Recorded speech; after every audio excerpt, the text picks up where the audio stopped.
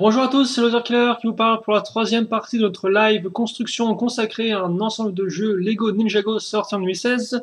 C'est toujours et encore la référence 70 596 justement. Et donc souvenez-vous, dans la partie précédente, on a ouvert les sachets numéro 2 et 3 et on a commencé à construire la cave de Samurai X et donc elle a plutôt bien avancé comme on peut voir, elle est haute en couleurs et haute en mécanisme coulissant. Alors, en tout cas c'est fort sympathique et donc on va continuer tout de suite avec le sachet numéro 4. Mais avant de continuer avec la structure, on va devoir construire deux figurines. Je vous laisse deviner lesquelles. Moi, je vais mettre mes pièces là. Et donc, visiblement, j'ai dit qu'on allait continuer la caverne, mais j'ai l'impression qu'au vu des pièces que j'ai face à moi, on va peut-être plus faire autre chose qu'une structure. Bon, écoutez, ce ne sera pas la première fois qu'on a un véhicule dans cette page. Je vous rappelle qu'effectivement, la partie 1 était consacrée à deux véhicules, donc le mecha ainsi qu'à une moto. Et je sais qu'effectivement, on va avoir d'autres véhicules dans cette structure.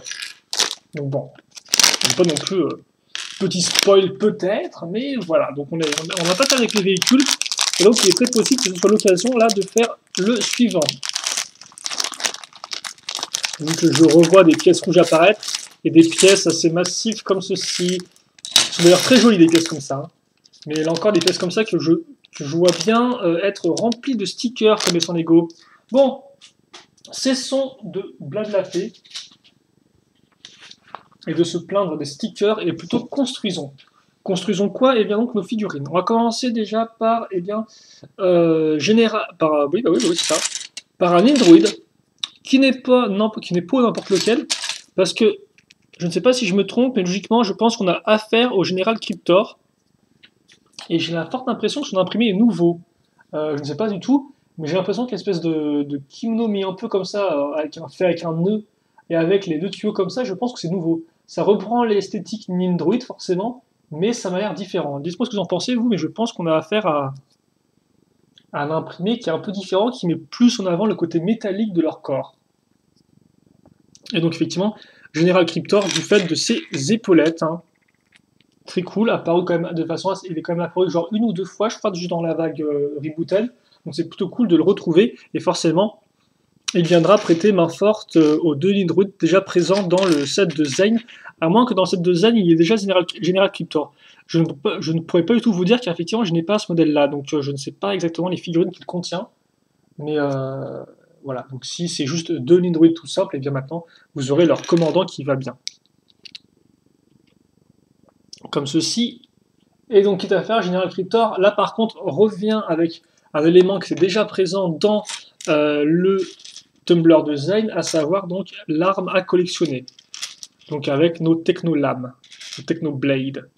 Cette fois-ci, donc, il va falloir faire le manche. Et donc, c'est la seconde du set, la première étant l'arme tenue par Pytor. Donc, je vais me charger de la faire rapidement. Forcément et logiquement, la pièce comme ça, là, en transparent comme ça, normalement, elle a la même que la couleur utilisée pour la pièce de Jay à l'époque, si je dis pas de bêtises. Donc là, c'est pas une nouvelle recolor, c'est une ancienne, normalement. Voilà, là encore le Technolame qui n'était pas spécialement l'arme la plus intéressante à récupérer. Faut dire que là encore, comme c'est la même pièce à l'identique, hormis pour un changement de couleur, c'est pas spécialement le plus fun, je trouve. Voilà, donc on a un petit Général Cryptor, c'est pas trop mal, et donc on va pouvoir enchaîner avec notre seconde figurine, qui ne sera autre que Sensei Wu. Alors là encore, Sensei Wu, ces imprimés, à chaque fois je m'y perds parce que il y a eu quelques imprimés, il me semble, dans des modèles promotionnels ou dans des livres, donc ça fait qu'à chaque fois je ne sais pas lesquels il a, j'ai l'impression qu'il y en a des différents tout le temps. En tout cas, c'est plutôt cool parce qu'on a retrouvé la flûte comme on peut voir à l'arrière, ce qui est assez sympathique. Et voilà, donc c'est tout ce que je vais dire sur Sensei Wu. Je pense par contre que cet imprimé-là est nouveau. Il m'a l'air un peu plus classique que ceux qu'on a eu récemment, qui est un peu plus bling bling peut-être. Et voilà. Bon, par contre, il vient toujours avec la même expression faciale. Je pense qu'elle n'a pas changé depuis 2011. Chapeau doré et le bâton qui va bien.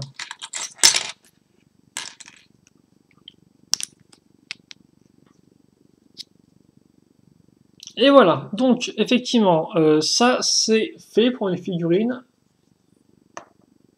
Et donc Sensei Wu, normalement, il est exclusif à ce modèle-là en tout cas. Voilà. Et c'est aussi première fois qu'on le voit dans cette vague-là. Et la seconde fois dans l'année. La première fois était effectivement dans l'île de la Veuve du Tigre, dans laquelle il apparaissait dans un ballon et tout. Voilà, mais là c'est la première fois qu'on l'a dans cette vague Rise of the Villains. Allez, on va donc recadrer la caméra parce qu'elle est un peu repartie en vrille. Voilà. Et alors, je vais aussi mettre tout ça ici pour l'instant. Car en effet, j'ai dit qu'on allait peut-être faire un véhicule, mais avant ça, on va visiblement commencer directement par continuer notre construction à l'aide de grandes briques. Des briques qui vont être mises ici et là. Ok, et effectivement, on va travailler dessus quand même un certain temps, du moins j'ai l'impression, parce que on va aussi fixer ces pièces là, donc on maintient ça en place avec nos petites pièces escaliers qui permettent d'accrocher une partie en haut et une partie en bas, entre guillemets. Il me faut juste la seconde qui devrait être ici. Voilà.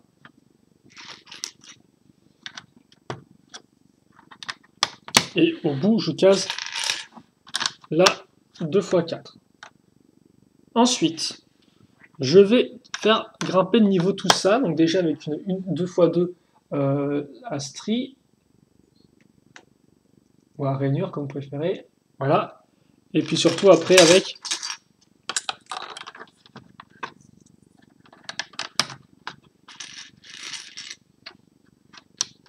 les 1x1, comme ça, et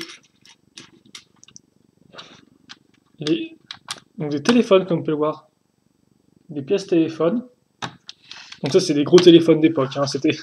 Je sais pas quand on a pris pour la première fois, je sais pas quand on a apparu pour la première fois cette pièce, mais je sais en tout cas que moi j'en avais une en 2004 qui servait de poignée pour tenir une sorte d'écouteur FM, enfin d'écouteur FM, de chaîne, comment appeler ça, de baladeur CD portable quoi, si vous voulez.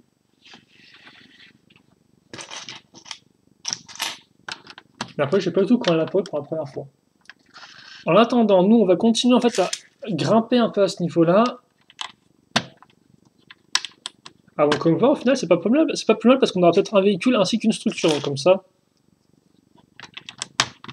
Il y en aura pour tous les goûts. Et hop là, et donc ça, c'est fait. Donc on a bien avancé notre base à l'arrière, et maintenant, on va faire une sous-construction.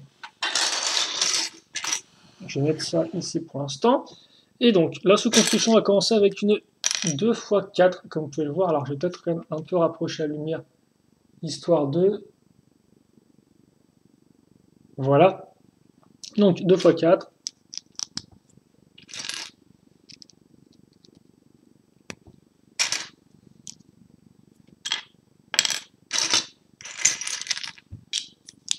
Mince alors. Je vais trouver une pièce, donc j'espère que ce sera pas une pièce importante. Est-ce qu'elle est dans le coin? Elle est dans le coin, ça va. Alors, si effectivement c'est une pièce qui est importante, mais j'ai pu la récupérer facilement. Alors, on met ça ici. Donc, comme vous pouvez voir, on a l'arrivée de poutres techniques.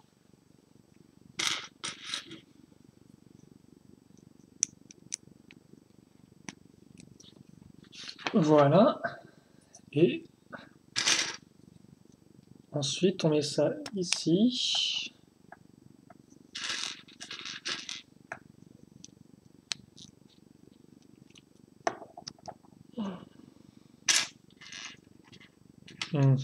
Alors, attendez, parce que là...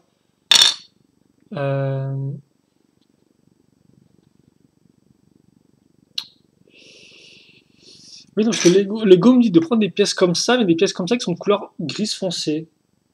Et là, elle est couleur grise, j'ai les couleurs gris clair. Donc attendez, il faut que je trouve la pièce grise foncée comme ça, je suppose qu'il y a de là-dedans. Ou pas. C'est frustrant parce que là, forcément, comme on est des pièces d'une même couleur, je me demande s'ils ne sont pas trompés, quoi.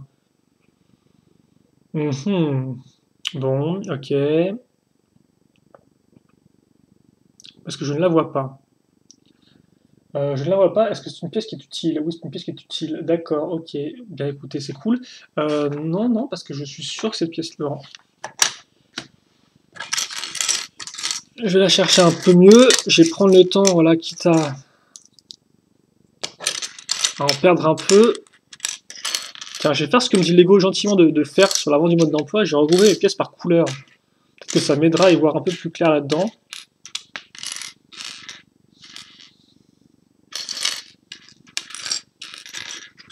Ah, voilà. Elle est là. Ok. Donc, la crise a été résolue. On va pouvoir continuer. Alors, c'est rigolo parce que comme peur, on va mettre une pièce comme ça dans un trou circulaire, ce qui forcément fait que ça ne tient absolument pas. Et après, on va caser surtout cette pièce là, donc une pièce de couleur bleue qu'on va mettre à fond. Et on a... Alors ça, j'ai l'impression que c'est vraiment une accroche un peu en arnaque, ça. Hein. Parce qu'effectivement, juste après, on met ça ici, comme ça. Ce qui fait qu'effectivement, la pièce tient, hein, mais c'est un peu spécial. Non, je pense que c'est fait exprès, peut-être, non? On verra. En tout cas, c'est assez rigolo, cette accroche, je trouve. C'est assez rigolo, et surtout, on va retrouver maintenant notre module. Car en effet, on va mettre ça... Alors, ok, on a ça ici, qu'on a aplati tout droit. Et je fais passer une barre de 4. Pas de stop, rien, juste une barre de 4. Kinder, on ne peut pas passer. Ah oui. Oh.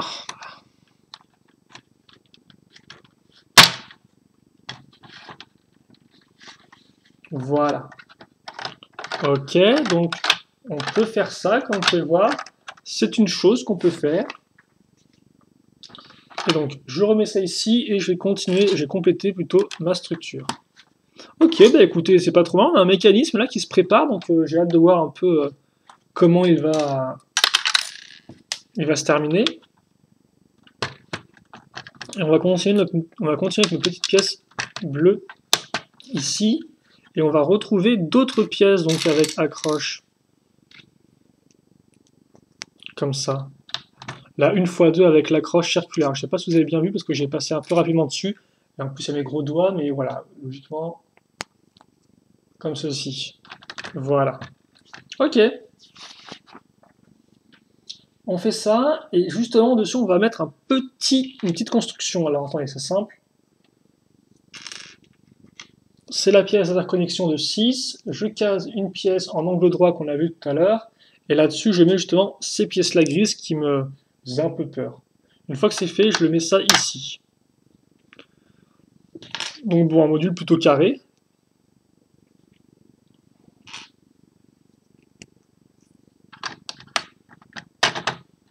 Voilà. Et alors pour le reste, Lego me dit, ça tu le mets comme ça, tout droit plutôt devrais-je dire. Et ça, on le relève aussi ici. Ok. Oh! Et en effet, alors ça je le mets en l'air aussi. Et en fait, là comme vous pouvez voir, j'ai des trous, et en fait c'est parce que je vais prendre des grandes barres rouges comme ceci. Donc grande barre cruciforme. Je fais passer ça ici, et ça je le mets donc là-dedans. Dans l'accroche ici, là, la pièce en 6. Ok, c'est fait. Et je le fais une seconde fois.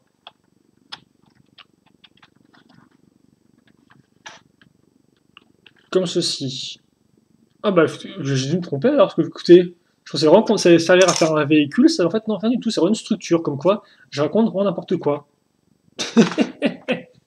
Non bah c'est aussi ça, je suis pour les live construction, hein. C'est moi qui tente des trucs, qui me dit ah ouais, ça sert à ça et tout. Et je dis pas que j'ai raison, hein, mais c'est vrai que des fois voilà, je tente des trucs. Et par contre, alors ça c'est assez rigolo parce qu'on va retrouver nos pièces 1x2 avec 2 trous circulaires qu'on avait mis tout au début de la construction. Eh bien, elles sont enfin utilisées effectivement pour accrocher nos grosses pales justement. Qu'on va mettre ici. Et logiquement, on va faire ça pareil en x2, hein, si je ne dis pas de bêtises. Oui, voilà, c'est ça. Là par contre, effectivement, je ne me trompe pas.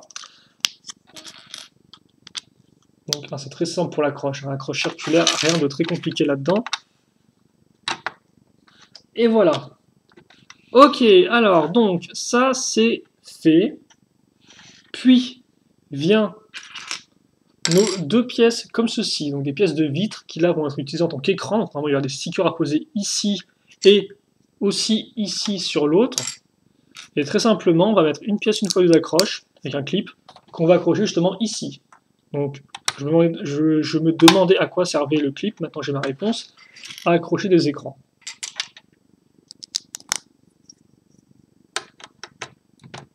Alors par contre, je casse tout là, voilà.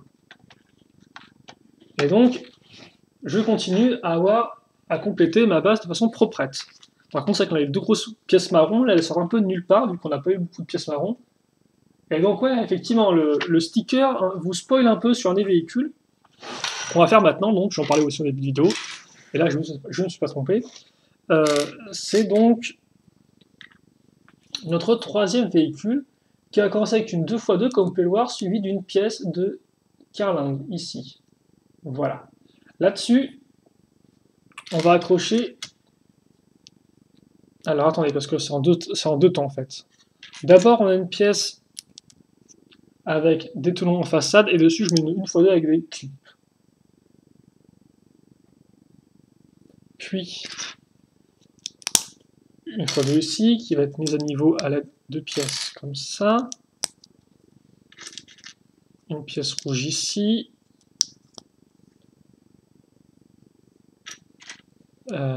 Une pièce encore avec tenons en façade, mais qui descendent. Là-dessus, je me sers les 4 tenons pour caser des petites pièces pentues. Et donc, ce sera encore un autre type de véhicule que ceux qu'on vient de voir jusqu'à présent. Donc la moto et le méca. Oh, bah ça, c'est plutôt rigolo comme ça. Regarde un peu ce qu'on fait là. On prend cette pièce-là et on la case ici, ce qui fait qu'elle couvre d'elle-même une partie de la pièce pentue ici. J'aime bien, ça c'est plutôt cool, je trouve. Et ça rend plutôt bien, même d'ailleurs.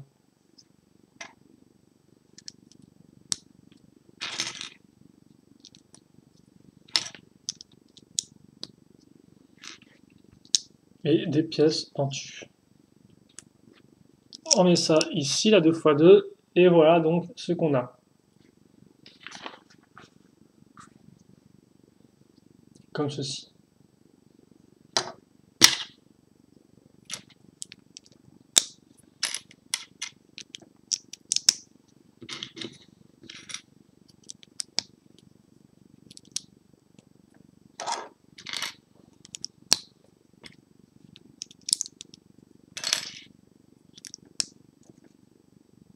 D'accord. Donc en fait là ça c'est un module si vous voulez.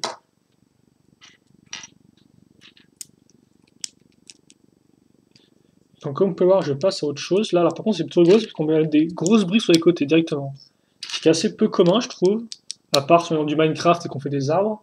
Mais hormis ça, à part thème Minecraft c'est assez peu commun cette construction. On va mettre deux ailes ou des ailerons qui vont là plutôt faire office d'ailes je pense. Vu qu'effectivement on n'aura pas non plus un véhicule énorme, on va rester quand même dans une taille de véhicule petit, moyen, quoi. On va avoir leur sticker ici et là, forcément, vous doutez bien. Et là-dessus, on va accrocher, pour compléter nos pièces charnières, cette partie-là. On incline d'ailleurs, et sur cette inclinaison, on va ajouter ces pièces d'ailerons. Par contre, comme vous pouvez voir, ça fait qu'on a des ailerons qui partent dans deux sens différents. Donc je pense qu'il aura peut-être des ailes en canard ce véhicule, c'est-à-dire des ailes qui partent, la partie en biais ne part pas comme ça, mais en fait dans ce sens-là.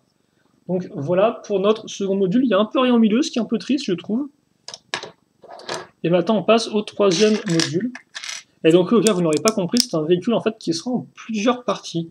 C'est ça qui était montré sur effectivement des stickers, c'est le fait que visiblement le véhicule sera un peu détachable, un peu comme une fusée si vous voulez, qui est composée de plusieurs étages, qui se brisent les uns après les autres. Donc là, c'est un peu le même concept, même si bon, je suppose que là, l'idée n'est pas de se briser. Donc je sais pas trop, effectivement... Ah, j'y arrivé ou quoi? Je ne sais pas trop, effectivement, à quoi cela sert concrètement, le fait que le véhicule puisse se diviser en plusieurs parties. Est-ce que ça peut tenir, ça, ou c'est genre non, ça veut pas?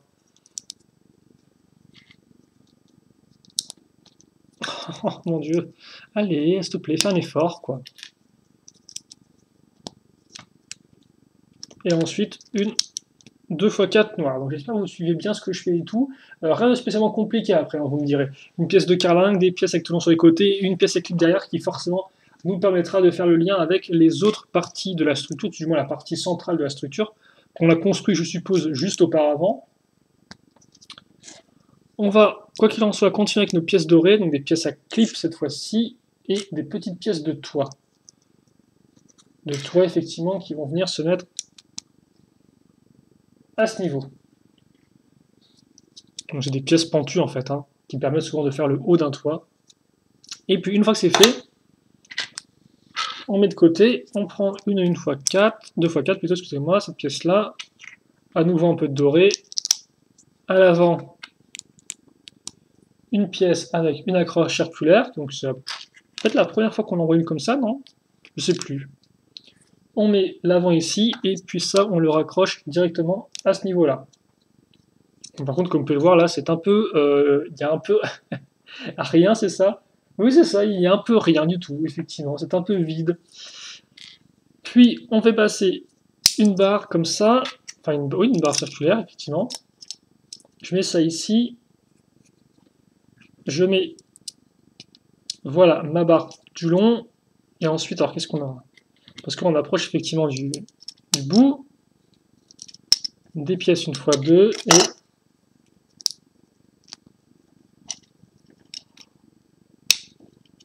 Donc, deux pièces d'accroche, une à clip. En fait, si c'est ça, c'est deux pièces une fois deux, avec accroche à clip, sauf que l'une est femelle, l'autre est mâle. Voilà. Et donc ça, une fois que c'est fait, on le met comme ça. Donc on rabat vers le centre. Et il rend bien comme ça, comme vous pouvez voir, tout en noir et en doré. Alors par contre, c'est vrai qu'effectivement, en termes de complexité, c'est un peu manquement de pièces. Hein, regardez ça un peu. Plein de tenons, genre gros bout dans la tronche. Alors forcément, vous allez me dire, ouais, c'est du Lego, c'est du Lego Laser Killer, c'est normal qu'il y ait des tenons.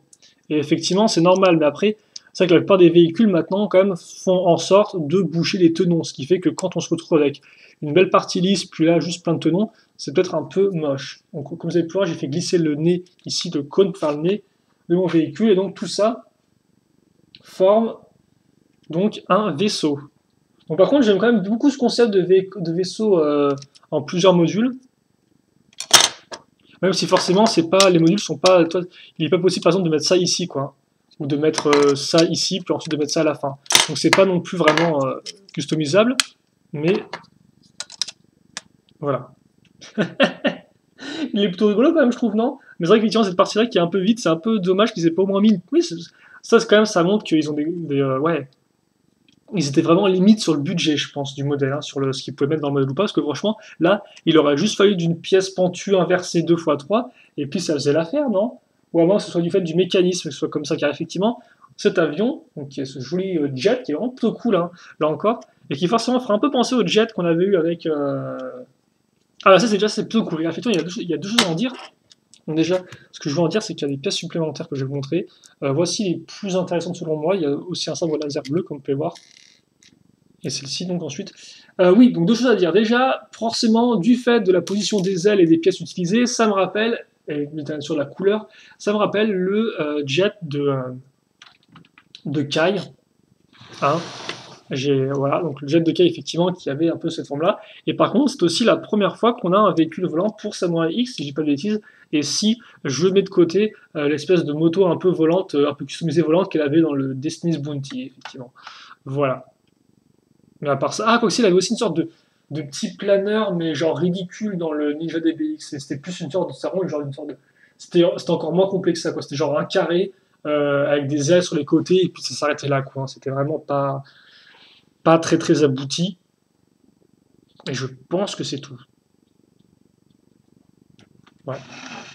Et donc, oh, d'accord, je comprends mieux. Donc en fait, ça c'est une rampe de lancement. Donc, attendez, comment ça fonctionne?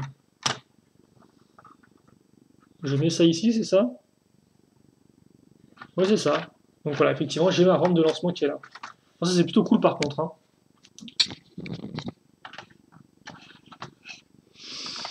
Comme ceci.